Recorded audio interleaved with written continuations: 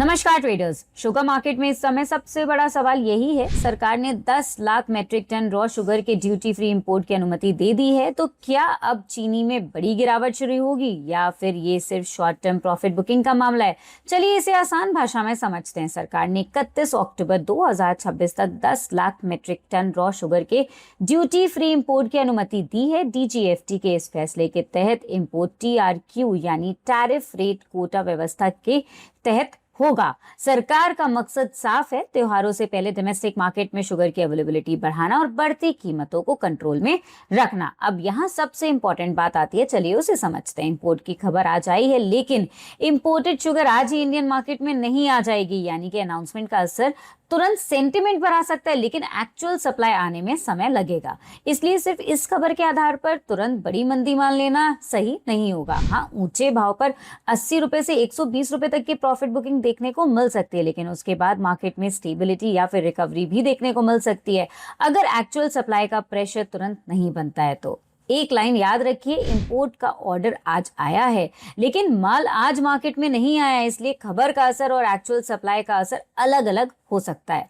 अब बात करते हैं डोमेस्टिक शुगर सप्लाई की। आईएसएमए के मुताबिक फिलहाल देश में कोई बड़ी एक्चुअल शॉर्टेज नहीं है। हाल ही की तेजी के पीछे स्पेकुलेशन और त्योहारों से पहले पैनिक बाइंग को भी एक कारण माना जा रहा है। इसके अलावा नए शुगर सीजन में गन्ने की क्रशिंग सामान्य समय से 10 से 15 दिन पहले शुरू होने की उम्मीद है। इसका मतलब है कि नई शुगर की डोमेस्टिक सप्लाई भी अपेक्षाकृत जल्दी मार्केट में आ सकती है। अब आते हैं पाकिस्तान के नए सप्लाई एंगल पर।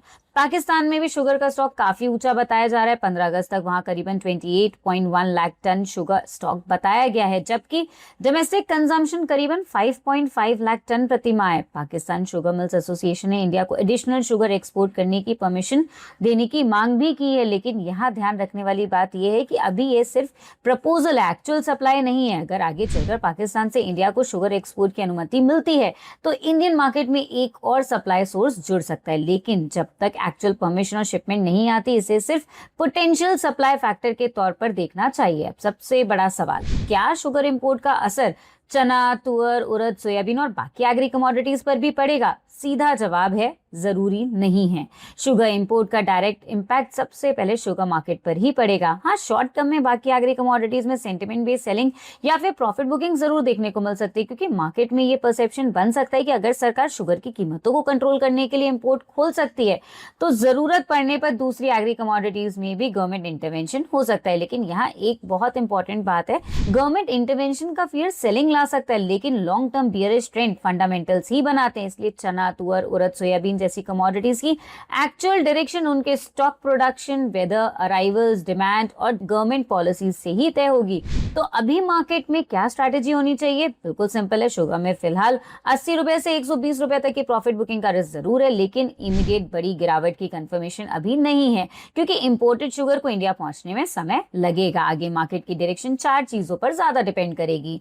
एक्चुअल इंपोर्ट कितना आता है, डोमेस्टिक स्टॉक कितना है, नए सीजन की क्रशिंग कब शुरू होती है और सरकार आगे क्या कदम उठाती है। इसलिए अभी सिर्फ हेडलाइन देखकर पैनिक सेलिंग करने के बजाय एक्चुअल सप्लाई और फंडामेंटल्स को मॉनिटर करना ज्यादा जरूरी है। और इसी पूरी खबर का सबसे सिंपल टेक अवे यही है कि खबर इंपोर्ट की है, असली दबाव सप्लाई आने पर बनेगा। इसलिए शुगर में शॉर्ट टर्म वॉलेटिलिटी और प्रॉफिट बुकिंग से सावधान रहें, लेकिन सिर्फ इंपोर्ट अनाउंसमेंट को देखकर बड़ी मंदी की कंफर्मेशन मानना कहीं ना कहीं जल्दबाजी होगा। इसी तरीके के वीडियोस के लिए चैनल को फॉलो करें और प्रीमियम एग्री की सर्विस के लिए दिए गए नंबर पर अभी के भी संपर्क करें। तब तक के लिए bye bye, happy and safe trading. Investments in securities market are subject to market risks. Read all the related documents carefully before investing.